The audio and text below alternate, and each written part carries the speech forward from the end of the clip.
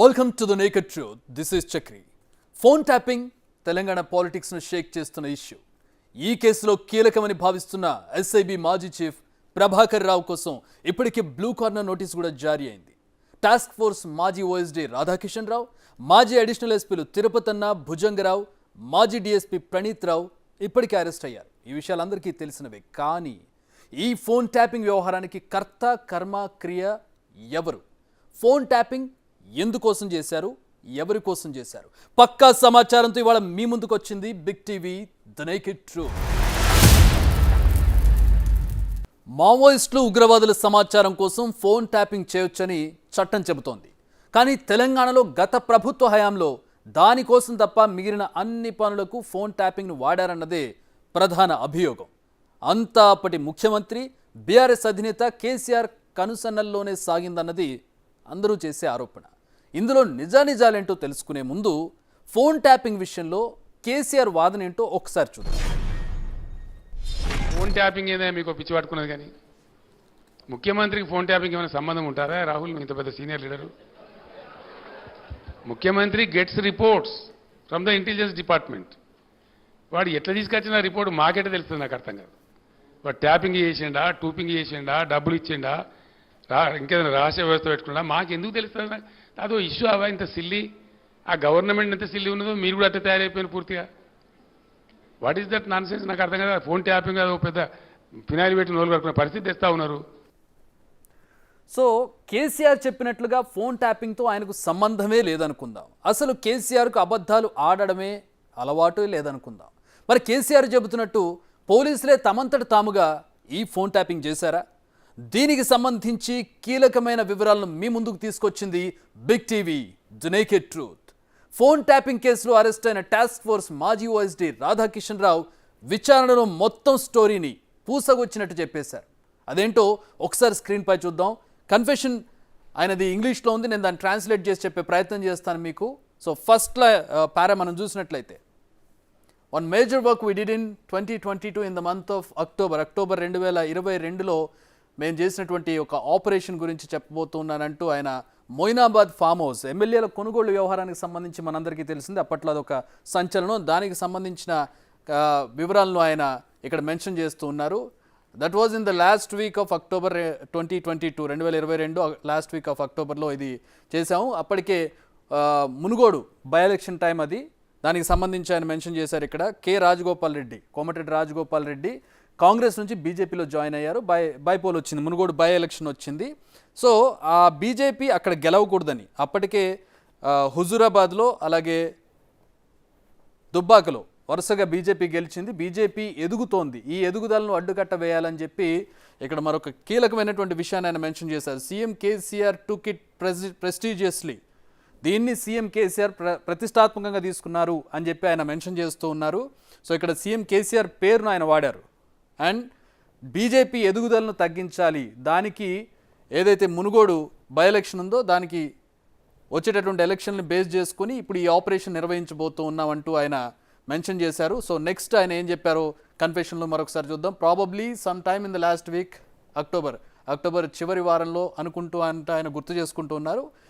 Prabhakar Rao discussed with me that the CM KCR, Prabhakar Rao ఎవరైతే king pin ఉన్నారో ఈ ఫోన్ ట్యాపింగ్ కేసులో, వీళ్ళందరికీ హెడ్గా ఉన్నారు, వయా మీడియాగా ఉన్నారు కేసీఆర్కి అలాగే వీళ్ళందరికీ అని చెప్పి అనుకుంటున్నటువంటి ప్రభాకర్ రావు నాతో మాట్లాడారు. ఏమని? MLA pilot Rohith Reddy that some persons claiming to be influential in BJP are in touch with him asking him to leave BRS and join BJP. So బీఆర్ఎస్ని వీడి పైలట్ రోహిత్ రెడ్డి తోటి బీజేపీలో కొంతమంది వ్యక్తులు పైలట్ రోహిత్ రెడ్డితో టచ్లో ఉన్నారు. బీఆర్ఎస్ని వీడి మరికొంతమంది ఎమ్మెల్యేలతో బీజేపీలో చేరాలనేది ఆయనతో జరుగుతున్నటువంటి సంభాషణ. Then CM KCR, thinking to use it to corner BJP, had asked the SIB to monitor the same by putting surveillance over those private persons and the MLA and the SIB Pranith Kumar ఈ పని చేశారని చెప్పి చెప్తున్నారు. అంటే ఈ విషయాన్ని base చేసుకుని ఎవరైతే బీజేపీలో పైలట్ రోహిత్ రెడ్డితో మాట్లాడుతున్నారో పైలట్ రోహిత్ రెడ్డి మీద ఆ సోకాళ్ళు మాట్లాడేటటువంటి వ్యక్తుల మీద సర్వైలెన్స్ నిఘా పెట్టాలని చెప్పి కేసీఆర్ ప్రభాకర్ రావుని ఆదేశించారని చెప్పి ఇక్కడ రాధాకిషన్ రావు కన్ఫ్యూజ్ చేస్తూ ఉన్నారు. సో ఈ సర్వైలెన్స్లో భాగంగా ప్రణీత్ ఎవరైతే ఈ కేసులో కీలకంగా ఉన్నారో ప్రణీత్ ఒక ఆడియో టేప్ని ఇక్కడ మనం మరొకసారి దీన్ని గుర్తుపెట్టుకోవాలి. ఇది మళ్ళీ లేటర్ మనం మాట్లాడుకుందాం దీని గురించి. One audio clip by ఇంటర్సెప్టింగ్ the cell phones. ఆ ఫోన్ కాల్స్ని ఇంటర్సెప్ట్ చేసి ఒక ఆడియో క్లిప్ని ప్రణీత్ ప్రొవైడ్ చేశాడని చెప్పి ఇక్కడ ఆయన కన్ఫెస్ చేస్తున్నారు. సో నెక్స్ట్ ఆయన ఇంకేం చెప్పారో ఆయన కన్ఫెషన్లో ఒకసారి చూద్దాం. The same audio clip was given to KCR. I repeat, the same audio clip was given to KCR and he ordered us to plan to lay a trap. ఇదే ఆడియో క్లిప్ని కేసీఆర్కి ఇవ్వడం జరిగింది. ఆయన ఒక ట్రాప్ని అక్కడ వల పన్ని strictly instructing the MLA Rohit రెడ్డిని కూడా వీళ్ళతోటి కోఆపరేట్ చేయవలసిందిగా ఎమ్మెల్యే రోహిత్ రెడ్డి మీద కూడా ప్రెషరైజ్ చేశారని చెప్పి ఆయన చెబుతూ ఉన్నారు. అండ్ ఎవరైతే ఆయనతో మాట్లాడుతున్నారో వాళ్ళందరినీ కూడా ఈ ట్రాప్లో ఇరికించాలని చెప్పి ఈ ఆపరేషన్ జరుగుతుంది. ఎవరైతే మిస్టర్ నందు అండ్ 2 లెసర్ నోన్ స్వామీజీస్, ఇద్దరు స్వామీజీలు అలాగే నందు అనేటటువంటి వ్యక్తి ఇందులో ఉన్నారు. సో ఫామ్ హౌస్కి వాళ్ళందరినీ కూడా రప్పించి, అజీజ్ నగర్లో ఉంది ఆ ఫామ్ హౌస్, ఈ ఫామ్ హౌస్లోనే ఆపరేషన్ జరిగింది. ఆ రోజు పెద్ద సంచలనమైనటువంటి వీడియో కూడా బయటకు వచ్చింది. సో ఆ ఫామ్ హౌస్లో వాళ్ళందరినీ పిలిపించి అక్కడ ఆ ప్లాన్ ఆపరేట్ చేయాలని చెప్పారు. I had procured spy cameras for this purpose by sending my task force officers, Srinath Reddy, Inspector, Srikanth, SI, ఢిల్లీకి పంపించానని చెప్తున్నారు. To Delhi throw some contacts and got them fixed in the farm house by our task force. So వీళ్ళని పంపించి, శ్రీకాంత్ని, శ్రీనాథ్ రెడ్డిని పంపించి spy cameras తీసుకురావడానికి ఢిల్లీకి వీళ్ళని పంపించారు. ఢిల్లీకి వాళ్ళని పంపించి స్పై కెమెరాస్ తెప్పించి ఆ ఫామ్ హౌస్లో వాటిని ఫిక్స్ చేసామని చెప్తున్నారు. And hour task force officers Ashok Reddy and Mallikarjun, Srikanth, ఈ ముగ్గురు కూడా అక్కడ ఫామ్ హౌస్లో వీటిని ఫిక్స్ చేశారని ఆయన కన్ఫెషన్లో చెప్తున్నారు. ఇంకేం చెప్పారు ఆయన కన్ఫెషన్లో మరొకసారి చూద్దాం. సీఎం కేసీఆర్ పెద్ద ఆయన. సో ఆయనకు ఉన్నటువంటి కృతజ్ఞతాభావంతో కేసీఆర్ను పెద్ద ఆయన అని సంబోధిస్తూ ఉంటారు. అదే విషయాన్ని మనం కన్ఫెషన్లో చూడొచ్చు. had also asked 3 more MLAs from different communities to be part of it. వివిధ సామాజిక వర్గాలకు చెందిన మరో 3 ఎమ్మెల్యేలు ఈ ఆపరేషన్లో భాగం కావాలని కేసీఆర్ అడిగారు. సో ఆ 3 ఎమ్మెల్యేలు మనకు తెలుసు. రేగా కాంతారావు, పైలట్ రోహిత్ రెడ్డి కాకుండా రేగా కాంతారావు, గువ్వల బాలరాజు, బీరం హర్షవర్ధన్ రెడ్డి, ఈ 3 కూడా ఇందులో భాగం కావాలని చెప్పి ఆయన కోరుకున్నారు. 3 కూడా సీన్లో ఉన్నారు, మనందరికీ తెలుసు. He had instructed the local police also to cooperate and work with us. ఇప్పుడు పనిచేస్తుంది ఏంటి? ఎస్ఐబి. ఎవరైతే ఫోన్ ట్యాప్ చేశారో, ఫోన్ ట్యాప్ చేసి వివరాలు తెలుసుకొని ఈ ట్రాప్ని పన్నారో చేస్తుందంట ఎస్ఐబి. సో ఈ ఇంటెలిజెన్స్ బ్యూరోకి లోకల్ పోలీస్ కూడా కోఆపరేట్ చేయాలని చెప్పి ఆయన కోరారు. ఇక్కడ ఆయన ఆదేశించడం జరిగింది. The operation was carried out and the Cyberabad SOT police took further action. So వీళ్ళందరూ ఆపరేషన్ చేశారు. దాని తర్వాత ఎస్ఓటి దానికి సంబంధించి నెక్స్ట్ యాక్షన్ తీసుకుంది. Later the SIT was form and KCR wanted the arrest of mister BL Santosh. తర్వాత ఈ వ్యవహారం అంతా బయటకు వచ్చింది, మీడియాలో మొత్తం హల్చల్ అయిన తర్వాత సిట్ ఫామ్ అయింది. గవర్నమెంట్ సిట్ ఫామ్ చేసింది, స్పెషల్ ఇన్వెస్టిగేషన్ టీమ్ ఫామ్ చేసిన విషయం మనందరికీ తెలిసిందే. So the arrest of Mr. B.L. Santosh, BJP national level leader, to make the case strong so that BJP would come for compromise and it can be used to get rid of the ED case on his daughter MLC Kavita.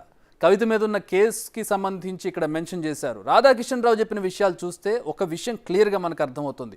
Phone tapping చేయమని చెప్పింది కేసీఆరే, ఎలా చేయాలో చెప్పింది కూడా కేసీఆరే, ఎవరిని trap చేయాలో చెప్పింది కూడా కేసీఆర్. ఇప్పుడు అదంతా మనం చూస్తూ ఉన్నాం. లిక్కర్ స్కామ్లు ఇరుక్కున్న తన కూతురు కవితను కాపాడుకోవడానికి బీజేపీ అగ్రనేత బిఎల్ సంతోష్ను ఇరికించాలన్నది ఆయన కుట్ర. అందుకే ఎస్ఐబిని టాస్క్ ఫోర్స్ను వాడేశారు. కావాలంటే మరొకసారి రాధాకిషన్ రావు చెప్పినటువంటి కన్ఫెషన్ మనం చూసినట్లయితే, కేసీఆర్ వాంటెడ్, ఇక్కడ చూడండి, KCR wanted the arrest of mister BL Santosh, BJP national level leader, BJP కీలక నేత బిఎల్ సంతోష్ను అరెస్ట్ చేసి to make the case strong, దాన్ని పటిష్టమైన కేసుగా తీర్చిదిద్దిన తర్వాత, so that BJP would come for compromise and it can be used to get rid of the ED case on his daughter MLC Kavitha. MLC Kavitha అప్పటికే లిక్కర్ కేసులో ఇరుక్కొని మొత్తం వ్యవహారం అంతా కూడా ముసురుకొస్తున్నటువంటి సందర్భంలో ఎమ్మెల్సీ కవితను, తన కూతుర్ని బయటికి తీసుకురావడానికి బిఎల్ సంతోష్ను అరెస్ట్ చేస్తే గనక బీజేపీ కేంద్ర నాయకత్వం కాంప్రమైజ్ అయ్యి ఆ కేసులో ఎమ్మెల్సీ కవితను బయటికి తీసుకురావచ్చు అనే ఒక ప్లాన్ మనకి ఇక్కడ కనబడుతూ ఉంది. సో రాధాకిషన్ రావు ఇంకేం చెప్పారు ఒకసారి చూద్దాం కన్ఫెషన్లో. However, due to inefficiency of some Cyberabad police officers in Kerala, one important person of Mata Amrutanandamayi Institution escaped police apprehension. పోలీసుల నుంచి ఒక ముఖ్యమైనటువంటి వ్యక్తి తప్పించుకున్నారు. కొంతమంది పోలీసుల వైఫల్యం వల్ల, సైబరాబాద్ పోలీసుల వైఫల్యం వల్ల కేరళలో ఒక వ్యక్తి, మాతా అమృతానందమయ్య ఇన్స్టిట్యూషన్కి చెందినటువంటి ఒక కీలక వ్యక్తి తప్పించుకున్నారని చెప్పి ఆయన చెప్తూ ఉన్నారు. And later SP Miss Rema Rajeshwari and Gattu Mallu, an SIB inspector, and some others were sent to Kerala in chartered flight, ఇక్కడ మీరు ఇది గుర్తుపెట్టుకోవాల్సినటువంటి విషయం, చార్టెడ్ ఫ్లైట్లో వీళ్ళ ముగ్గురిని పంపించడం జరిగింది. నేను పైన చెప్పినటువంటి ఈ ముగ్గురు ఆఫీసర్స్ని చార్టెడ్ ఫ్లైట్లో పంపించడం జరిగింది దానికోసం అని చెప్పి. But the work could not be completed. So ఆ పని పూర్తి కాలేదు చార్టెడ్ ఫ్లైట్లో పంపించినా కూడా. The case went to high court. So ఆ తర్వాత కేసు హైకోర్టుకు చేరుకుంది. And not to arrest orders were issued and then the SIT case was transferred to CBI. So సిట్కి ఇప్పటివరకు సిట్ ఇన్వెస్టిగేట్ చేస్తుంది కేసు. హైకోర్టుకి వెళ్ళేంత వరకు సిట్ ఇన్వెస్టిగేట్ చేస్తుంది. అలాగే ఈ కేసుకు సంబంధించినటువంటి ఎవరైతే నిందితులు ఉన్నారో వారు ఎవరిని కూడా అరెస్ట్ చేయొద్దని చెప్పి హైకోర్టు ఆదేశాలు ఇచ్చింది. అండ్ కేసు ఏమో సిబిఐకి ట్రాన్స్ఫర్ అయింది. పెద్ద ఆయన CM KCR was very angry for not completing the work as per his expectation. Further details of this case I will not disclose as I owe a lot to Peddaina who had reappointed me 2 times and posted in city task force after my retirement in 2020. So ఇక్కడ చాలా కీలకమైన విషయాలు మనకి చివరిలో కనపడుతూ ఉన్నాయి. So ఈ phone tapping కేసుకు సంబంధించి సీఎం కేసీఆర్ ఉన్నారా లేదా అనేది ఈ లాస్ట్ లైన్స్తో మీరే డిసైడ్ చేసుకోవచ్చు. So SIT case was transfer to CBI. సిబిఐకి ట్రాన్స్ఫర్ అయిన తర్వాత కేసీఆర్ చాలా ఆగ్రహంగా ఉన్నారు. పెద్ద ఆయన was very angry for not completing the work. పెద్ద ఆయన ప్లాన్ ఏంటి, బిఎల్ సంతోష్ని అరెస్ట్ చేయాలి, దాన్ని పట్టుకొని బీజేపీని కిందకి తీసుకొచ్చి తన కూతురు ఎమ్మెల్సీ కవితను లిక్కర్ కేసు నుంచి బయటకు తీసుకురావాలనేది ప్లాన్. ఇక్కడ బిఎల్ సంతోష్ దొరకలేదు, మిగతా ఎవరు కూడా కేసులు పెట్టే పరిస్థితి లేదు. కేసు సిబిఐకి ట్రాన్స్ఫర్ అయిపోయింది, అంటే కేంద్ర దర్యాప్తు సంస్థకు వెళ్ళిపోయినటువంటి పరిస్థితి. సో ఇక్కడ ఎవరి చేతిలో కూడా లేనటువంటి పరిస్థితి హైకోర్టుకి వెళ్ళిపోయిన తర్వాత. ఈ విషయంలో ఆ ప్లాన్ పారనందుకు గాను కేసీఆర్ తమ మీద చాలా ఆగ్రహంగా ఉన్నారు. అలాగే మరొక విషయం కూడా చెప్తున్నారు, ఈ కేసుకు సంబంధించిన further details I will not disclose. నేను ఈ కేసుకు సంబంధించిన మిగతా వివరాలను నేను చెప్పలేను. ఎందుకు? పెద్ద ఆయనకు నేను చాలా రుణపడి ఉన్నాను అని చెప్తున్నారు. I owe a lot to పెద్ద ఆయన హూ హ్యాడ్ రీఅపాయింటెడ్. తాను రిటైర్ అయిన తర్వాత 2020లో తను ఓఎస్డీగా 2 సార్లు నన్ను ఆయన నియమించినందుకు గాను, ఆయన నన్ను రిక్రూట్ చేసుకున్నందుకు గాను నేను ఆయనకు రుణపడి ఉన్నాను. కాబట్టి ఈ కేసుకు సంబంధించిన మిగతా ఏ డీటెయిల్స్ నేను చెప్పను ఆయన లాస్ట్ లైన్లో చెప్తూ ఉన్నారు. ఇక్కడ ఇంకో డౌట్, కేసు దర్యాప్తులో భాగంగా పోలీసులు వేరే స్టేట్కు వెళ్లాల్సి వస్తే చార్టెడ్ ఫ్లైట్ ఇస్తారా? ఇందాక మనం ఇక్కడ చూసాం, గుర్తుపెట్టుకోమని కూడా మీకు చెప్పాను నేను. ఆ చార్టెడ్ ఫ్లైట్ సమకూర్చింది ఎవరు? ఇందులో సీనియర్ ఐపీఎస్ ఆఫీసర్లు ఎందుకు వెళ్లారు?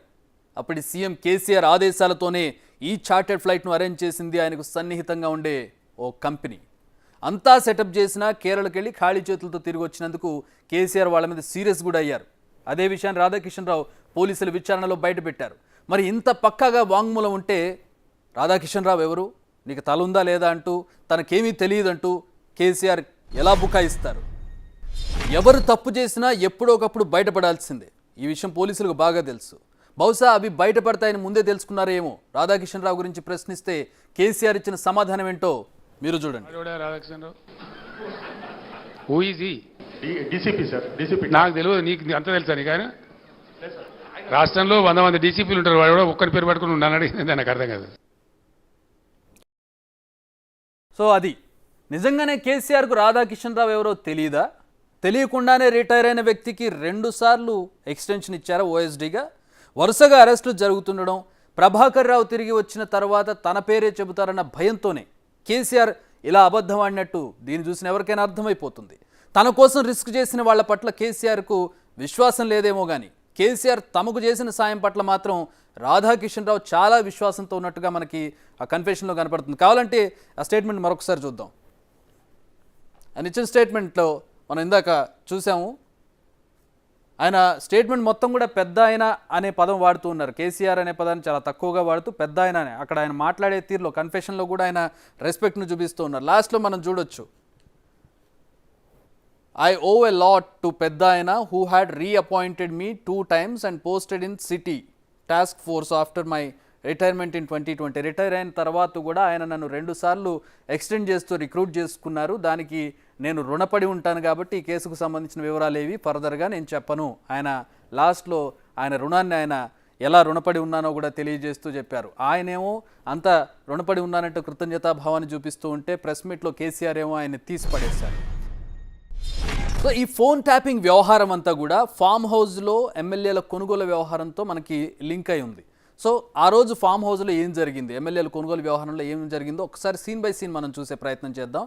సో అక్టోబర్ 26, 2022 ఏదైతే కన్ఫెషన్లో మనకి ఉందో మనం ప్రస్తుతం చూస్తున్న 26వ తేదీ 2022 ఈ స్పై కెమెరాలు ఎస్ఐబి సమకూర్చినటువంటి స్పై కెమెరాలో రికార్డ్ అయినటువంటి విజువల్స్లో మనం చూడొచ్చు. కొనుగోలు చేయడానికి వచ్చినటువంటి బీజేపీ నుంచి వచ్చినటువంటి వాళ్ళు, అలాగే బీఆర్ఎస్ ఎమ్మెల్యేలు రామచంద్ర భారతి ఫరీదాబాద్ నుంచి, ఈయన స్వామి సింహయాజీ తిరుపతి నుంచి, నందు మీడియేటర్గా ఉన్నారు. మిగతా ముగ్గురు ఎమ్మెల్యేలు బీఆర్ఎస్ నుంచి పైలట్ రోహిత్ రెడ్డి కావచ్చు, గువ్వల బాలరాజు కావచ్చు, బీరం హర్షవర్ధన్ రెడ్డి, అలాగే రేగా కాంతారావు, ఈ నలుగురు ఎమ్మెల్యేలు అక్కడ ఉన్నారు. సో ఆ రోజు ఇదంతా ఈ వ్యవహారం అంతా కూడా జరిగింది.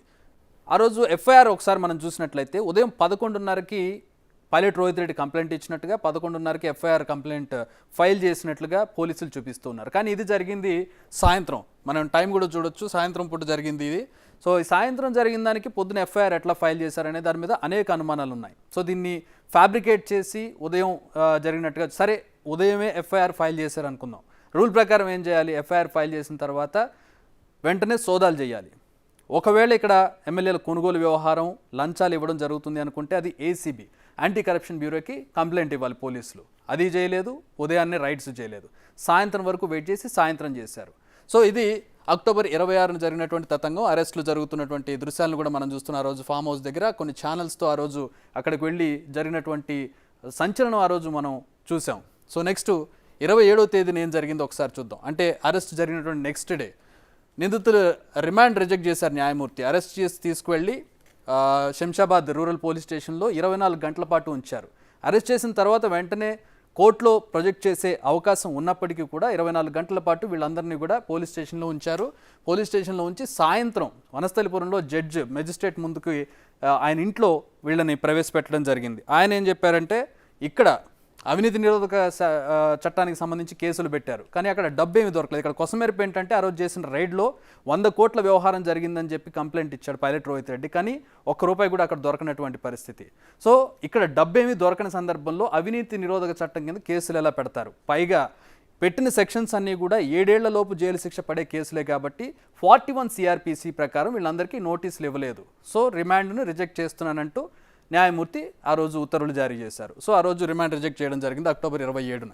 సో నెక్స్ట్ మనం చూసినట్లయితే అక్టోబర్ 28 ఆ very next day 2 TV channels, ప్రధానమైనటువంటి టీవీ ఛానల్స్లో, ఇక్కడ దీన్ని మీరు చాలా కీలకంగా గమనించాలి, 2 టీవీ ఛానల్స్లో ఫోన్ కాల్ రికార్డింగ్స్ ప్లే అయ్యాయి. ఆ తర్వాత మిగతా ఛానల్స్కి వెళ్ళాయి, అది వేరే విషయం. సో ఆ 2 టీవీ ఛానల్స్లో ప్లే అయినటువంటి ఫోన్ కాల్ రికార్డింగ్స్ మనం చూస్తున్నాం. మనకి ఆడియోస్ కూడా అవైలబుల్ ఉంటాయి.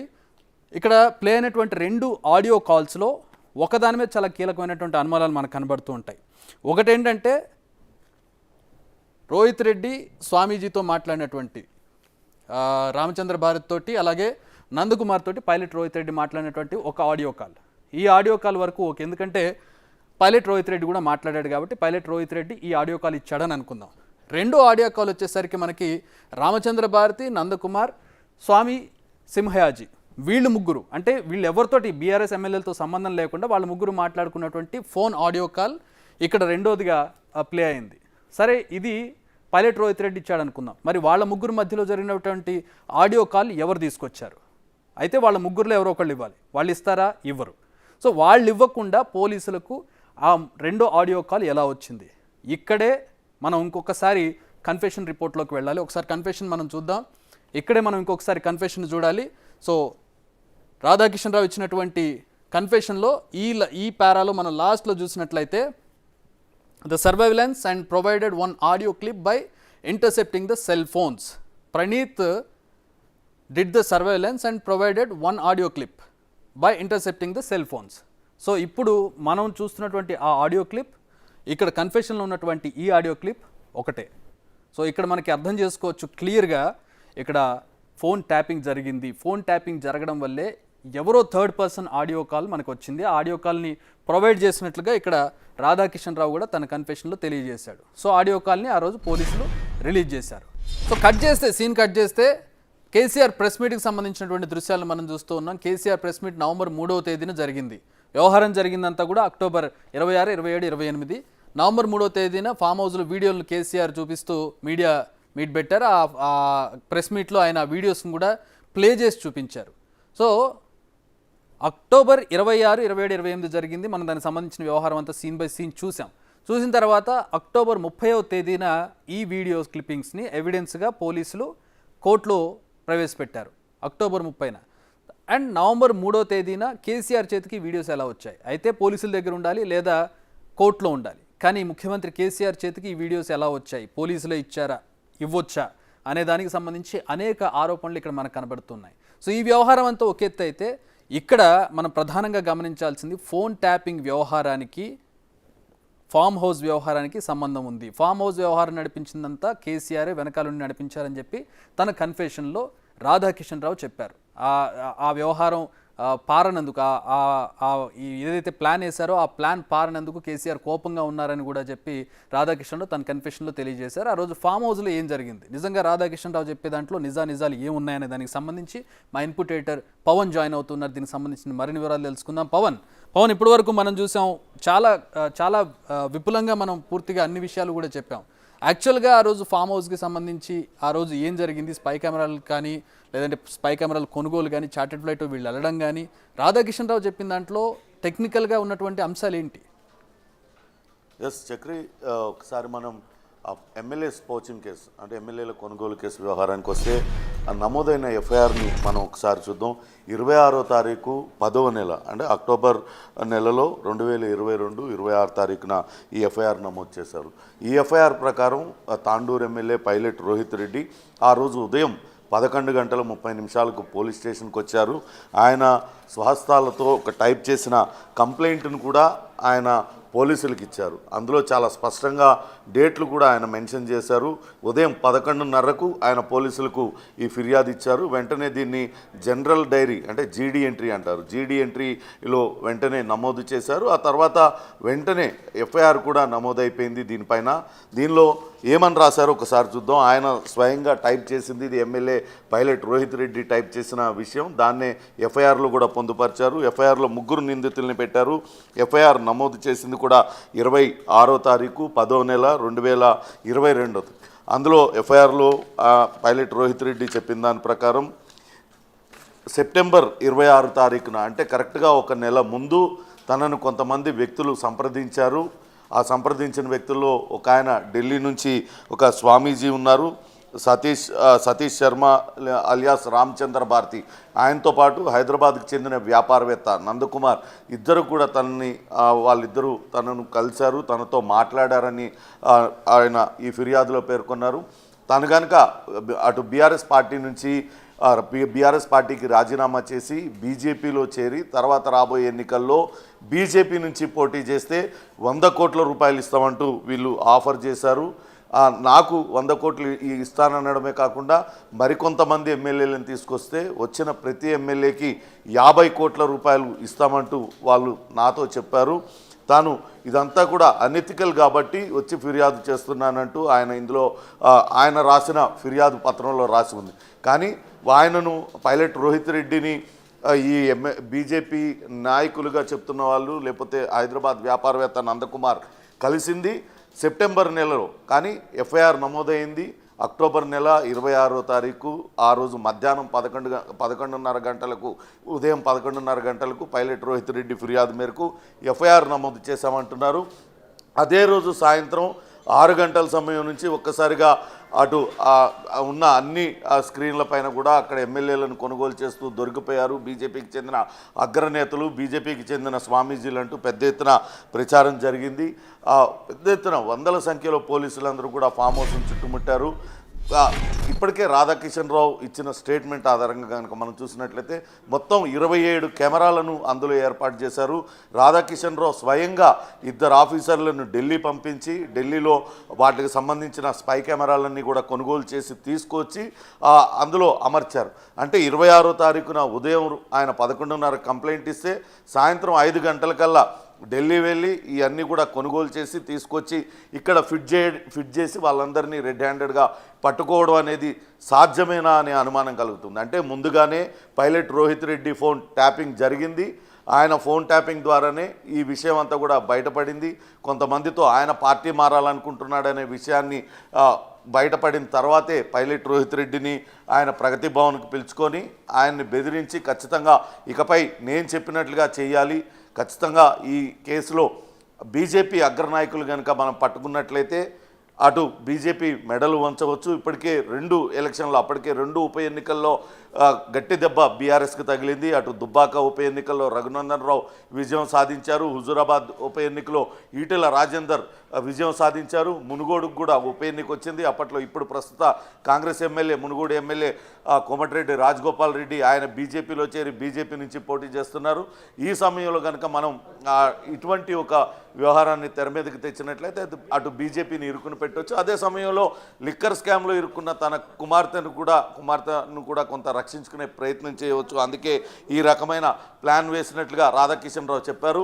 ఇప్పుడు మన ఎఫ్ఐఆర్లో కనుక చూస్తే అది రాధాకిషన్ రావు చెప్పి ఈ ఎఫ్ఐఆర్ అంతా కూడా అబద్ధాల పుట్టగా మనకు తేలిపోతుంది. ఎందుకంటే ఉదయం 11:30 గంటలకు ఆయన ఫిర్యాదు చేశారు.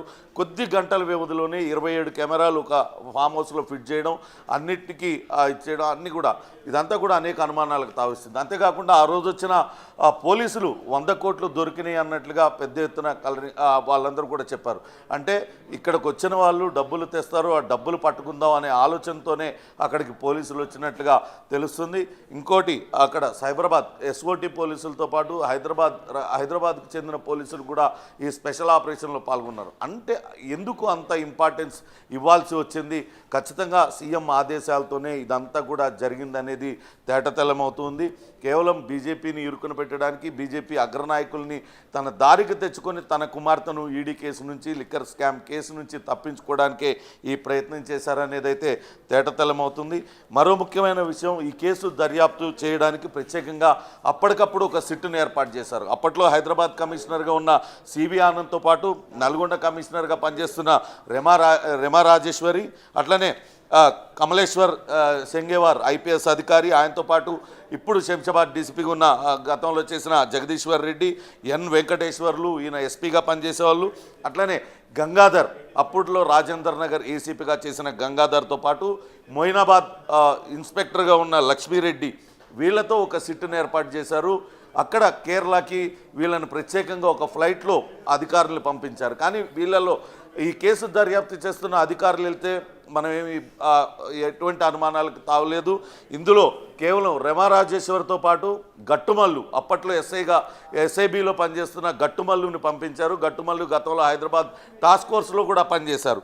గట్టుమల్లు, రెమా రాజేశ్వరి తదితరులు ఒక ప్రత్యేక విమానంలో, స్పెషల్ ఫ్లైట్లో, వాళ్ళు చార్టర్డ్ ఫ్లైట్లో ఇక్కడ నుంచి కేరళ వెళ్ళారు. కేరళలో తుషార్ వెల్లపల్లి, అలానే జగ్గుస్వామి కోసం వీళ్ళు వెళ్ళారు. తుషార్ వెల్లపల్లి ఆయన అక్కడ కేరళలో భారత ధర్మ జనసేన బీడీజేఎస్ అనే పార్టీకి అధ్యక్షుడిగా ఉన్నారు, ఆర్ఎస్ఎస్ భావజాలం కలిగిన వాళ్ళు. అట్లనే ఒక జగ్గుస్వామి, ఈయనను వీళ్ళిద్దరిని కూడా ఈ కేసుతో సంబంధం ఉంది. వీళ్ళిద్దరు కూడా కర్ణాటక రాష్ట్రానికి చెందిన బిఎల్ సంతోష్, ఆయన బీజేపీ జాతీయ ప్రధాన కార్యదర్శిగా పనిచేస్తున్నారు. ఆయనకు అత్యంత సన్నిహితులు కావడంతో వీళ్ళని కనుక పట్టుకున్నట్లయితే ఆయన్ని ఈ కేసులో ఇరికించడం ద్వారా అటు లబ్ధి పొందాలని ప్రయత్నించారనేది రాధాకిషన్ రావు చెప్పిన విషయం. దానికి తగ్గట్టుగానే ఈ అధికారులందరూ కూడా అక్కడికి స్పెషల్ ఫ్లైట్లో వెళ్ళడం, కాకపోతే అక్కడ వాళ్ళకి ఎవరు దొరకకపోవడంతో వాళ్ళు ఉట్టి చేతులతో తిరిగి రావాల్సి వచ్చింది. ఇక్కడ ఒక విషయం పవన్, ఇక్కడ మనం ఒక విషయం గమనించినట్లయితే రాధాకిషన్ రావు చెప్పిన ఒక కీలకమైన విషయం, ఈరోజు మన ఫామ్ హౌస్కి సంబంధించినటువంటి విషయంలో టాలీ అవుతున్నటువంటి ఒక కీలకమైన విషయం ఫోన్ ట్యాపింగ్కి సంబంధించి రాధాకిషన్ రావు చెప్తూ ఉన్నారు. ప్రణీత్ ఒక ఆడియో క్లిప్పింగ్ సబ్మిట్ చేశాడు, ఆ ఆడియో క్లిప్పింగ్ ద్వారానే ఇదంతా కూడా వ్యవహారం అంతా నడిచిందని చెప్పి, ఆ ఆడియో క్లిప్పింగ్ వెంటనే మనకి మీడియా ఛానల్స్లో ప్లే అయినటువంటి ఆడియో క్లిప్పింగ్స్తో టాలీ అయినటువంటి పరిస్థితి. అంటే ఇప్పుడు ఒక ఇద్దరు వ్యక్తులు మాట్లాడుకుంటే ఒక పర్సన్కి సంబంధించినటువంటి ఆడియో ఆ వ్యక్తి అన్న ఇవ్వాలి, లేదంటే రెండో వ్యక్తి అన్న ఇవ్వాలి. కానీ ఇక్కడ ఎవరో ముగ్గురు థర్డ్ పార్టీ వాళ్ళు మాట్లాడుకున్నటువంటి విషయము మీడియాకి ఎలా వచ్చింది, పోలీసులకు ఎలా చేరింది, పోలీసులకు వచ్చి బయటకు ఎలా వచ్చింది అనేది ఇక్కడ చాలా లింక్ అవుతున్నటువంటి విషయం. ఇటీవల మనం ఒకసారి కేసీఆర్ ప్రెస్ మీట్లను గమనించినట్లయితే అసలు ఫోన్ ట్యాపింగ్ అనేది జరగలేదు, ఫోన్ ట్యాపింగ్తో తనకేమాత్రం సంబంధం లేదు, అలానే చాలామంది డిఎస్పీలు ఉంటారు అనే వ్యాఖ్యలు కూడా చేశారు. కానీ ఇదంతా కూడా ఆయనే స్పెషల్గా వాళ్ళందరికీ కూడా ఆదేశాలు జారీ చేశారు. ఖచ్చితంగా వీళ్ళందరిపైన నిఘా పెట్టాలన్నారు. అందుకే ప్రణీత్ రావు నిఘా పెట్టారు. కొంతమంది బీఆర్ఎస్ ఎమ్మెల్యేలు కూడా ఎవరెవరైతే పార్టీ పైన అసంతృప్తిగా ఉన్నారో వాళ్ళందరిపైన కూడా నిఘా పెట్టిన మాట వాస్తవం. గతంలో పైలట్ రోహిత్ రెడ్డి అక్కడ స్థానికంగా ఉన్న కొంత ఇబ్బందులు ఎదుర్కొన్నారు. అక్కడ మాజీ మంత్రి పట్నం మహేందర్ రెడ్డితో ఆయనకు విభేదాలు ఉండేవి. ఇద్దరు ఒకే పార్టీలో ఉండేవాళ్ళు. దాంతో కొంత అసంతృప్తిగా ఉన్నారు. అందుకే పైలట్ రోహిత్ రెడ్డి పైన నిఘా పెట్టారు. ఆ నిఘా పెట్టిన దానిలో భాగంగానే ప్రణీత్ రావుకు ఈ విషయం ఆయన బిఎల్ సంతోష్ కాకపోవచ్చు, కొంతమంది బీజేపీకి సంబంధించిన వ్యక్తులతో మాట్లాడిన విషయాన్ని పసిగట్టి అదే విషయాన్ని ఎస్ఐబి చీఫ్ ప్రభాకర్ రావు ద్వారా కేసీఆర్కి చెప్పడం, కేసీఆర్ వెంటనే పైలట్ రోహిత్ రెడ్డిని పిలిపించి తన మాట వినాల్సిందే, ఇకపై తాను చెప్పినట్లు చేయాల్సిందేనంటూ అటు పైలట్ రోహిత్ రెడ్డిని ఒత్తిడి తీసుకొచ్చి ఈ మొత్తం ఫామ్ హౌస్ డ్రామాకు తెరలేపారనేది చాలా స్పష్టంగా అర్థమవుతుంది. మొత్తం మనం చూద్దాం. ఈ కేసులో ఉదయం 11:30కు ఫిర్యాదు చేశారు. సాయంత్రం 6 గంటలకల్లా పోలీసులు 6-7 గంటలకు ఫామ్ హౌస్ పైన రైడ్ చేశారు. అక్కడున్న స్వామీజీలను అందరినీ పట్టుకున్నారు. 2 స్వామీజీలతో పాటు హైదరాబాద్ బేస్డ్ వ్యాపారవేత్త నందకుమార్ని పట్టుకున్నారు. ఇంత తక్కువ సమయంలో ఇన్ని కెమెరాలు ఫిట్ చేసి ఇవన్నీ కూడా సాధ్యమేనా? కానీ అంటే ఇది ముందుగానే తెలుసు, ముందుగా కావాలనే వీళ్ళని ట్రాప్ చేశారు. అలానే అటు ఒకసారి మనం చూసినట్లయితే రాధాకిషన్ రావు చెప్పిన వ్యాఖ్యలు చూసినట్లయితే సీఎం కేసీఆర్ ఇందులో మరికొంతమంది ఎమ్మెల్యేలను కలుపుకోవాలంటూ ఆదేశించారు. అంటే వివిధ సామాజిక వర్గాలకు సంబంధించిన వాళ్ళు. అక్కడికి వెళ్ళిన 4 ఎమ్మెల్యేలు 2 రెడ్డి సామాజిక వర్గానికి సంబంధించిన వాళ్ళు. అందులో పైలట్ రోహిత్ రెడ్డిని ముందుగానే ఫోన్లో వాళ్ళు సంప్రదించారు. మరో వ్యక్తి కొల్లాపూర్కు సంబంధించిన రెడ్డి సామాజిక వర్గానికి చెందిన హర్షవర్ధన్, మరొక వ్యక్తి ఎస్టీ రేగా కాంతారావు, పినపాక ఎమ్మెల్యేగా ఉన్న వ్యక్తి ఎస్టీ సామాజిక వర్గానికి చెందిన వ్యక్తి. అట్లానే అచ్చంపేటకు సంబంధించి గువ్వల బాలరాజు ఎస్సీ సామాజిక వర్గానికి సంబంధించిన వ్యక్తి. ఇదంతా కూడా నిజం అనిపించేలాగా కావాలనే ఒక ట్రాప్ని ఏర్పాటు చేసి ఆ ట్రాప్లోకి వాళ్ళని తీసుకొచ్చారు. రాధాకిషన్ రావు చెప్పిన కన్ఫెషను, అక్కడ జరిగినటువంటి వ్యవహారం క్లియర్గా టాలీ అవుతున్నాయి. 2 విషయాలు కూడా. ఒక విషయం ఇక్కడ మనకి తేడా కొడుతుంది ఏంటంటే, కేసీఆర్ తనకి రాధాకిషన్ రావు ఎవరో తెలియదని ఒక వెటకారంగా ప్రశ్నించినటువంటి జర్నలిస్ట్తో మాట్లాడినటువంటి విషయాన్ని మనం చూసాం. అసలు ఫోన్ ట్యాపింగ్కి సీఎంకి సంబంధం ఏంటని ఆయన ప్రశ్నించడం చూసాం. రాధాకిషన్ రావు కన్ఫెషన్లో ఓ లైన్కి 1-2 సార్లు పెద్ద ఆయనని సీఎం కేసీఆర్ అని చెప్పి ఆయన మెన్షన్ చేస్తూ ఆయన రుణం నేను తీర్చుకోలేనని చెప్తూ ఆయన చెప్పిన విషయాలన్నీ నిజాలు అవుతూ ఉన్నప్పుడు ఈ విషయం మాత్రం ఎలా అబద్ధం అవుతుంది? 2020లోనే రిటైర్ అయిన రాధాకిషన్ రావును తిరిగి 2 సార్లు అటు టాస్క్ ఫోర్స్ ఓఎస్డీగా నియమించారు. అటు హైదరాబాద్ తెలంగాణ రాష్ట్ర రాజధాని అటు పోలీసింగ్ విభాగంలో టాస్క్ ఫోర్స్ చీఫ్ అంటే అది చాలా కీలకమైన పోస్టు. దానికి సంబంధించిన పోస్టులో 2 సార్లు రాధాకిషన్ రావు నియమించారు. ఒకటే సామాజిక వర్గం కావడం, కేసీఆర్కు సన్నిహితుడు కావడం వల్లనే తనను నియమించారు. అనేక టాస్కులు అప్పచెప్పారు. ఆ టాస్కులన్నింటినీ కూడా పూర్తి చేశాం. కానీ అత్యంత కీలకమైన టాస్క్ ఏదంటే అది 2022లో అప్పగించిన ఈ బీజేపీ నేతలకు సంబంధించి నా టాస్క్ చాలా కీలకమైంది. కానీ ఇందులో కేసీఆర్ అనుకున్నట్లుగా తాము చేయలేకపోయాము, కొన్ని చోట్ల విఫలమయ్యాము. సైబరాబాద్కు సంబంధించిన కొంతమంది పోలీసు అధికారులు సమర్థవంతంగా ఈ కేసీఆర్ చెప్పినట్లుగా చేయలేకపోయారు. దాంతో కేసీఆర్ తీవ్ర ఆగ్రహం వ్యక్తం చేశారు. ఆయన అనుకున్నది కాకపోవడంతో అని కూడా ఆయన స్టేట్మెంట్ ఇచ్చారు. ఎందుకంటే ఇది చాలా ఈ ఎఫ్ఐఆర్లు కనుక మనం పరిశీలించినట్లయితే ఉదయం 11:30కు ఆయన ఫిర్యాదు చేయడం, వెంటనే సాయంత్రం ఫామ్ హౌస్ మీద పోలీసులు మూకుమ్మడిగా దాడి చేసేయడం, ఆ దాడిలో 100 మంది పోలీసులు పాల్గొన్నారు. అట్లనే 10ల సంఖ్యలో కెమెరాలలో వీళ్ళ కదలికలన్నీ కూడా రికార్డ్ అయ్యాయి. ఇంత తక్కువ సమయంలో ఆ కెమెరాలన్నింటినీ కూడా అక్కడ ఎలా పెట్టగలిగారు? ఒక ఫామ్ హౌస్లో నిజంగానే ఇన్ని కెమెరాలు పెడతారా? ఎవరైనా సరే వ్యక్తిగతంగా వాళ్ళు సొంత ఫామ్ హౌస్లో ఇన్ని పెట్టుకుంటారా? ఇవన్నీ కూడా రకరకాల అనుమానాలు అయితే వ్యక్తం అవుతున్నాయి. అంటే ముందుగానే పార్టీలో ఎవరైతే అసంతృప్తిగా ఉన్నారో ఎమ్మెల్యేలు వాళ్ళందరిపైన కూడా నిఘా పెట్టారనేది వాస్తవం. దాన్ని ఇంతకుముందే అటు పోలీసుల విచారణలో కేవలం రాధాకిషన్ రావే కాదు, అటు అరెస్ట్ అయిన తిరుపతి అన్న కావచ్చు, భుజంగరావు వీళ్ళందరూ కూడా చెప్పారు. 3వసారి ఎలాగైనా కేసీఆర్ని అధికారంలో తీసుకురావడమే లక్ష్యంగా వీళ్ళందరూ కూడా పనిచేశామనేది. ఖచ్చితంగా ఫోన్ ట్యాపింగ్తోనే ఇదంతా వ్యవహారం బయటపడింది. ఫోన్ ట్యాపింగ్ జరిగిందనేది వాస్తవం. కానీ కేసీఆర్ మాత్రం ఫోన్ ట్యాపింగ్తో తనకేమాత్రం సంబంధం లేదు, రాధాకిషన్ రావు ఎవడో నాకు తెలియదు, ఎవడో డిఎస్పీ గురించి నన్ను అడుగుతారేంటి అంటూ ఆయన మాట్లాడడం ఆయన విజ్ఞతకి వదిలేస్తున్నారు. పోలీసులు కూడా కొంత విస్మయం వ్యక్తం చేస్తున్నారు. వాడుకున్నన్ని రోజులు వాడుకొని ఈ రకమైన వ్యాఖ్యలు చేయడం ఏంటంటూ కొంతమంది తీవ్ర ఆవేదనకు కూడా గురైన పరిస్థితి అయితే ఉందని చెప్పాలి. Chakri. Right thanks for the analysis and information Pawan.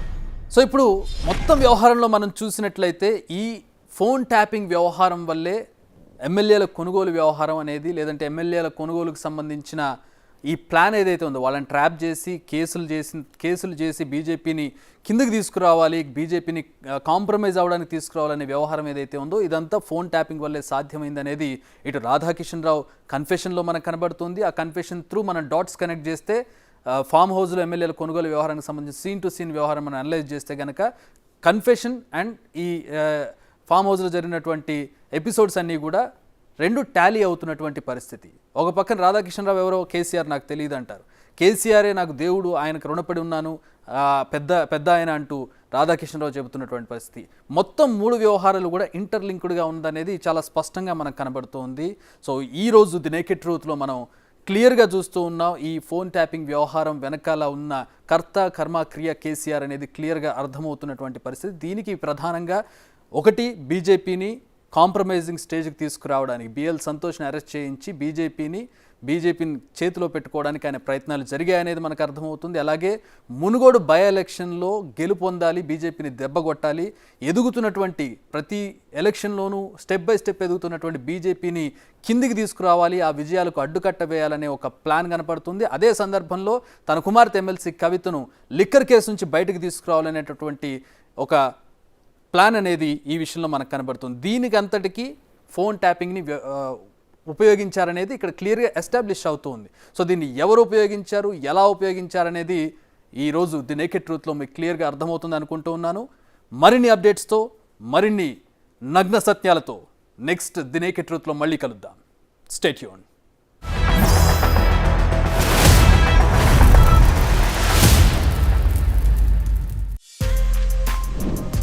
For more videos like this, subscribe Big TV channel.